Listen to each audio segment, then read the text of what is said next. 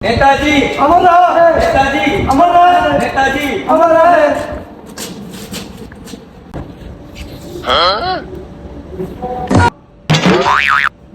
તમને લોકોને તો ખબર છે કે આપણા નેતાજી બોલી શકતા નથી, તો આપણને ઈશારો કરી અને એ બધું સમજાવવાના છે.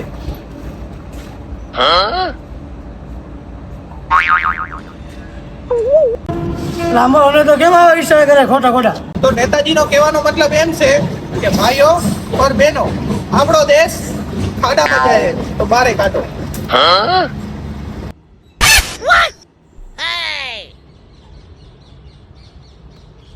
कहना क्या चाहते हैं नेताजी? નેતાજી એમ કહેવા માંગે છે કે ભાઈઓ બહેનો, અમે તમારા ભેગા છીએ.